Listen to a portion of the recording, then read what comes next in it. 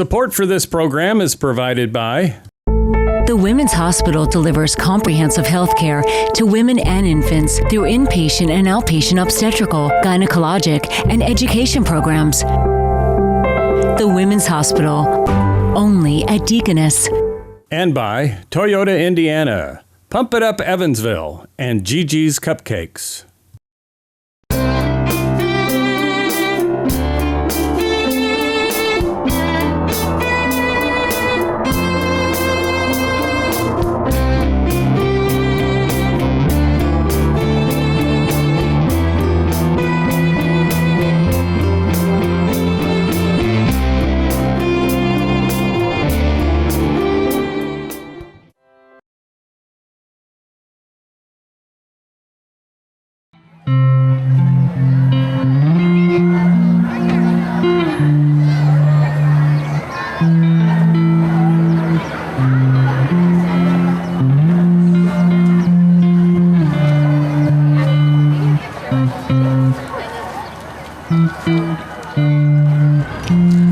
I'm Stacey Godbold with Project Reveal, and we're so excited about this evening's episode. It's about life transformation, and what could be more empowering and exciting than transforming your life into exactly what you want it to be. So we all have these desires and these passion that is in our gut, and sometimes they're just talking to us and sometimes they're yelling at us, but a lot of the times we don't listen to it because we're scared and we're fearful, or we put excuses in front of it that are valid, but we can work through those. And we are going to talk to these women that are sharing their stories about how they've changed their life and that road and what it looked like, because it wasn't always beautiful. I mean, there was certainly setbacks. And you're going to meet Angie Umphrey, and she's a dear, dear friend of mine. And I've invited her to come on this journey with us because this is what she lives, this is what she believes in. And there's no better person in this world to speak about life transformations than Angie.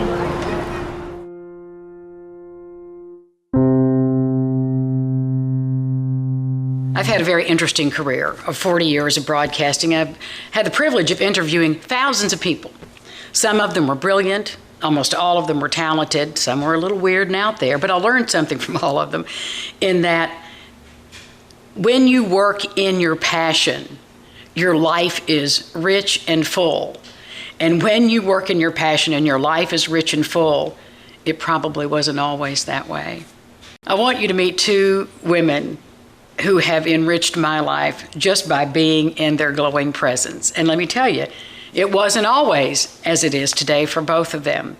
One is a romance writer who started this career not in her 30s or 40s or 50s. The other is an award-winning DJ, and both of them make my heart sing, and they will yours too.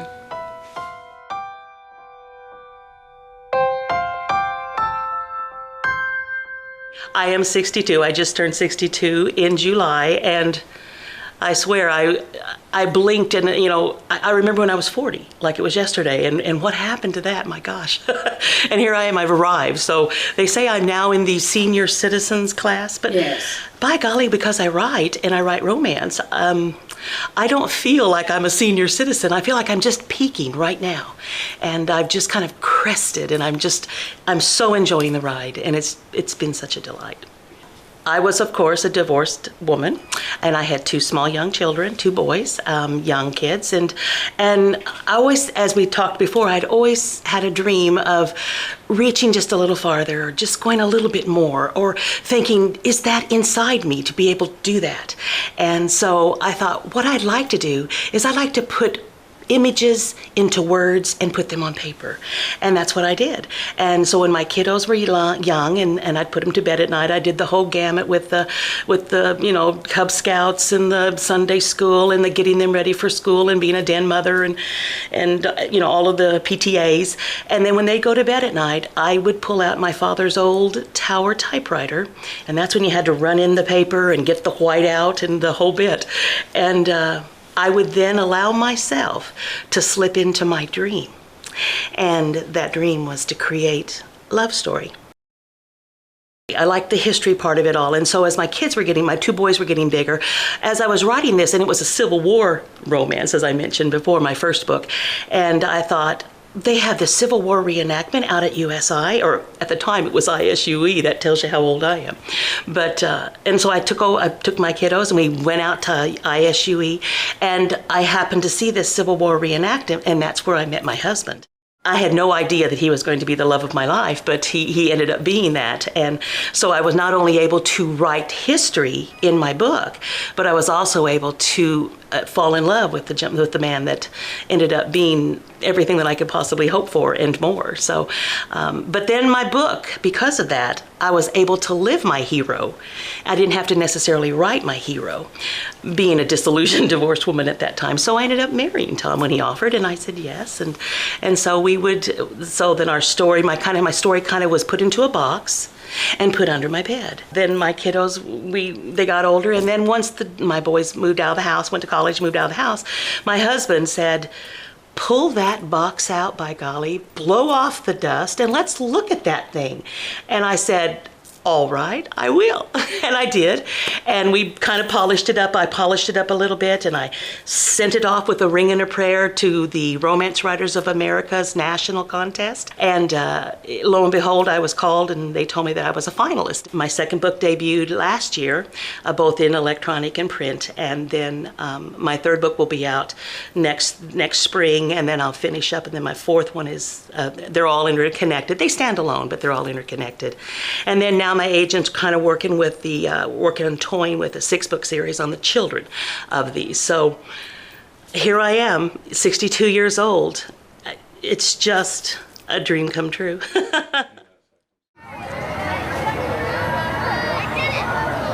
So we're talking about life transformations, and I saw a TED Talk, and a woman did this, and it spread all across the world. And basically what we're doing today is asking people to write, before I die, I want to. And it has been so cool. People just stand there with their chalk, and they're just like, I don't know what to write. And that, to us, makes me think that they're taking this very seriously. But some said, I have so many things I want to write, and others are like, I have no idea what I want to say. So it's allowing people to publicly write down their desires and their passions and what they want to do, and actually be inspired by what other people are writing too, which I love.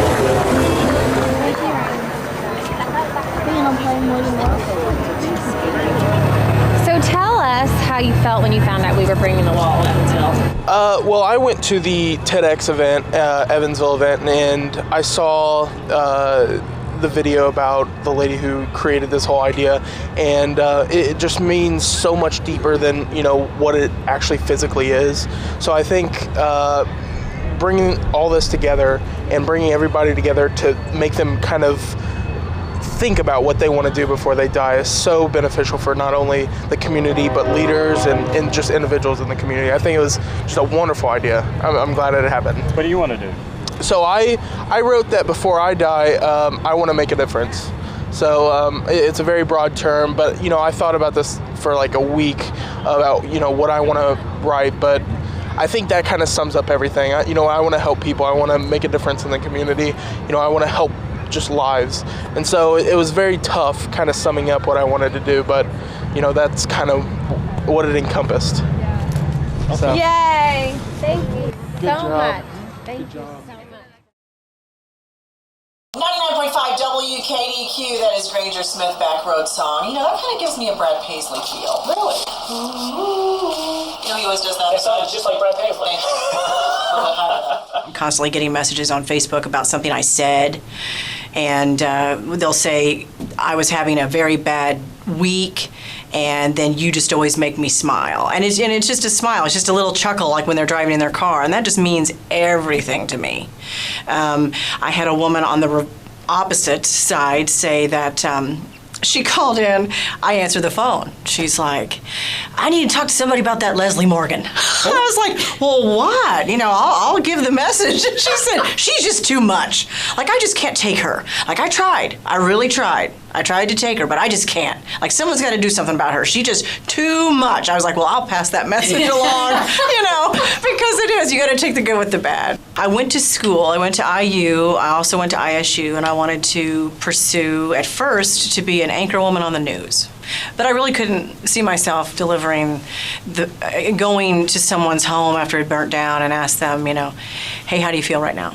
Like, that just wasn't in my nature. It was against my grain, which is how a lot of what I'm going to say is it's all about living with your grain.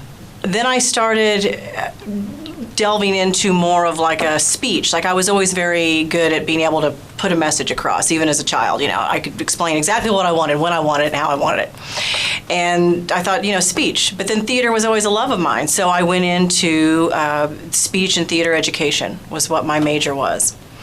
And then, of course, life happened, and I didn't get to finish school. I got married and found out that I was going to be a mother, and which was also a very important role for me to play. Once I became a mother, I devoted myself to that, but still had that need to create and felt lost at times. So here I am in my early 20s, and, I'm thinking, I love being a mother and teaching her everything I know and everything I know that I want her to know that I didn't know and that kind of stuff. But at the same time, there's just something missing. So coming to Princeton, Indiana, with my husband at the time, he was a teacher, I was offered the role of drama director at the high school. And at first I thought, I don't know, I'd spent 6 years as a stay-at-home mom, solely a stay-at-home mom. But it just called my name. Like, I thought the opportunity to create and work with kids, and so I did that, and I did it for 10 years, and I loved it. And in the process of that, adults were like, we love this. Our kids are having so much fun. We want to do it too. So I started my own theater company along with some friends that I had that also loved theater. And then through that, because all these things happen, that doors open, or you meet people that you meet them for a reason. And so Dave Kunkel and Cliff Ingram from WRAY were acquaintances of mine. They talked about me behind my back and said, we need a female on WRAY. Let's give her own show.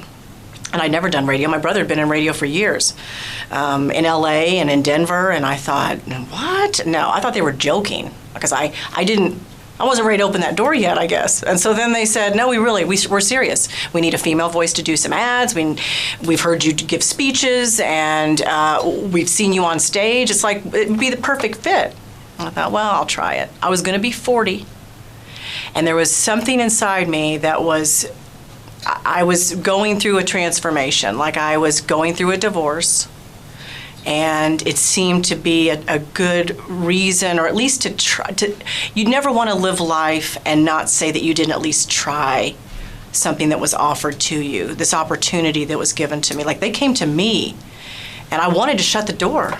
But then I thought, no, I need this. I need this for me. I need to see what happens.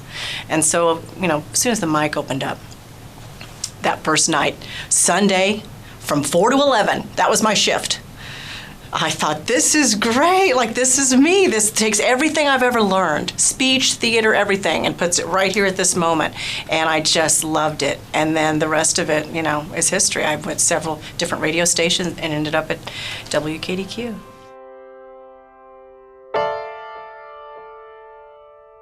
We all have our stories, don't we? And we have to realize at some point in our lives that we are the authors of that story. We're the painters on the canvas, we're the pen on the paper.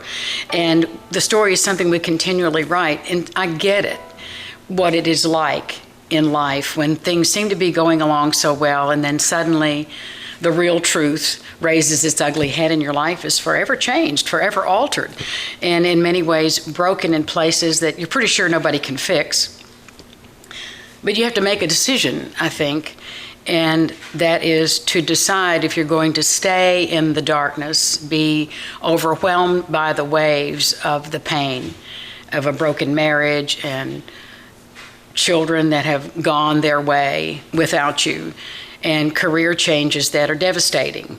You can stay there and never write another chapter, or you can do something about yourself. And that may be the most important decision anybody can ever make. I had to make that decision. It wasn't fun, and it wasn't all at once. And in fact, maybe I'm still making it every day as the process of life continues and change continues to come, but it's no longer a scary thing. It's an exciting thing.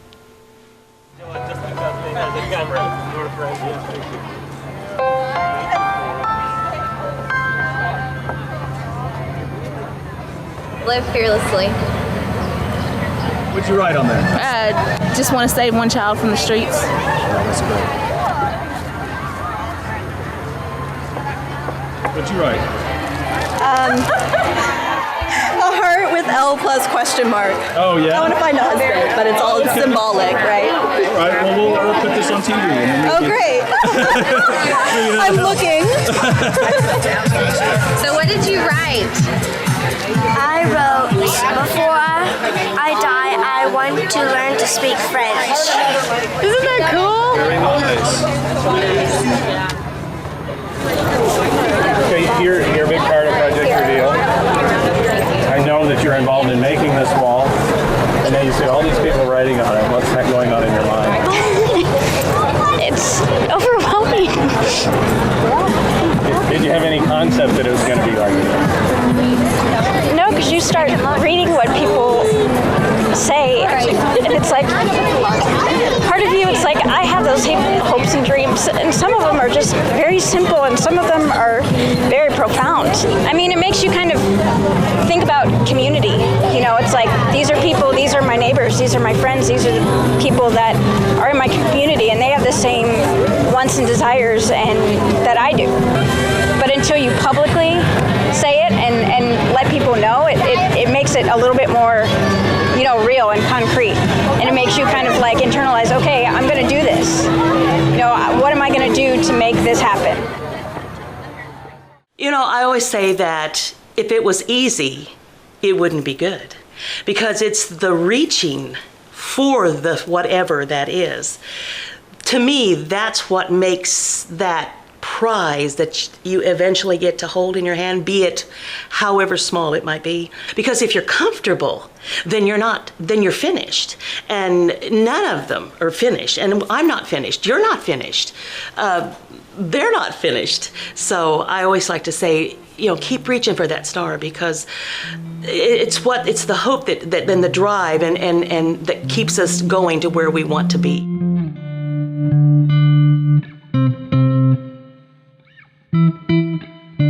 It was scary. I mean, anybody who's lived through divorce knows that the thinking about then moving out and going out on your own, especially when you have children involved, is like, I didn't know if I could do it. But I also really wanted to stay true to myself and live with my grain rather than against it. I really truly believe that you are given kicks in the butt, that everything happens for a reason. So there was a lot of negativity in my life in around 38, 39, 40. And it's like you have a choice. You could just succumb to it and be like, okay, that's it. This is my reality. It's my self-made prison, whatever you want to say. Or there's that choice you can make to see what happens. Like, what is the worst thing that can happen? You know, we're not teaching our children anything by living unhappy, only how to live unhappy. And I had thought that I was doing the right thing all that time, and I think he did too, until our daughter said to us she was never going to get married and she was never going to have kids. And I was shocked by that, because I was like, well, I've loved being a mother, and I can't imagine why. And she said, well, look at you and Dad. And it hit me.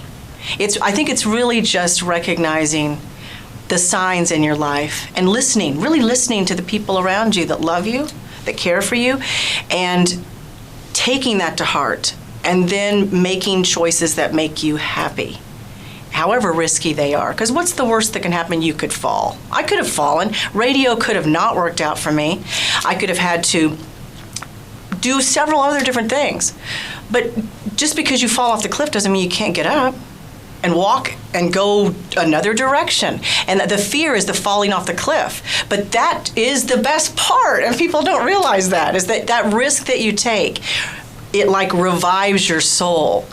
And then, so you fall on your face. That's the worst thing that can happen, and that's not bad.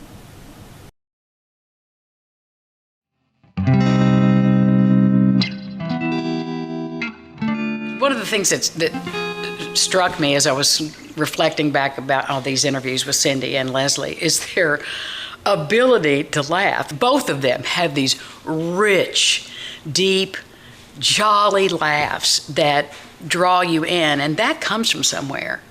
That doesn't just happen. That comes from somewhere. And I think it's born out of a lot of tears and disappointment, and then that wonderful realization that you can laugh again. And this time when you laugh, it has a resonance that is learned from those experiences. It's deep and it's rich and it's so real, and you just want to be in it and laugh with them. Because this is all we've got. In fact, I posted something this morning that showed Charlie Brown and Snoopy sitting looking out at the sunset, and Charlie Brown says, "Snoopy, one day we will all die." And Snoopy says, "Yes, but all those other days we won't." And that's so true. I think Cindy and Leslie both get that. Yeah, we're all going to die one day. That is the fate of all of us on this old pale blue dot. But all those other days we don't. We live. And we have to decide how that's going to go. And it is in our hands to make those decisions.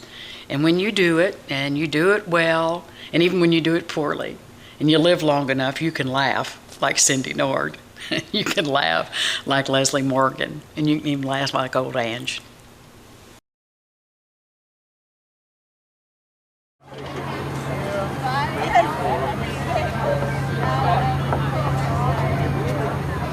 What I love about this is you don't have to be 20, 40, 70, or 80 to like do what you want to do. You can be at any age to do that thing. And it doesn't have to be huge. It doesn't have to be write a book. Why can't it be just like, I want to make my backyard this beautiful, rose garden?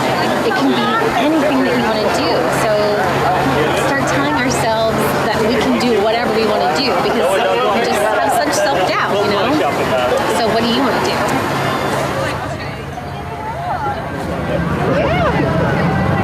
So what I want to do before I die, actually I wrote what I want to be doing when I die. I don't know why. So I want to be 95 in my bed, like Notebook style, with my husband, like holding hands, and we like die together like that night. But like I want my kids to be there during the day. That's how I want to die. I don't know why I wrote that, but it was what I want to do. Before we go, okay? Well, I think it will be a good way to inspire students to do something innovative as well. I mean, they will see the board, they will be like, oh, this is so great. We can do something similar to make other people do like startups, something like this that will make them critically think, make them more creative, I think. So you guys actually wanted to do this board, they found out we were doing it, and they were like, this is so cool, because we were thinking about it too, so we're just going to collaborate and take it to your school and they can make it theirs. But I mean, I think it's cool. I mean, we certainly weren't the only people that thought it was cool. I think a lot of people are doing this because it's inspiring. Did you know what was up here when you came up? Or did you just walk by it? I saw a little bit of it on Facebook, and I saw it and I was like, and then I walked by here and I didn't even realize it was really here. I saw what you wrote. Yeah. So you were really compelled to do that. Yes. You think by writing it down, it validates it a little bit? It helps, yes. I think it helps, and it shows everybody that, don't, just because there's a lot of people here, don't be scared to do it. Show the world. Show everybody.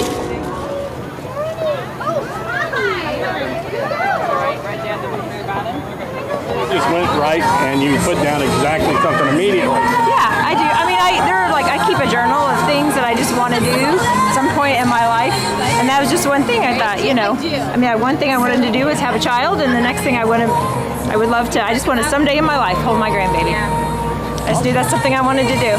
Perfect, thank you. You're welcome. That wasn't hard.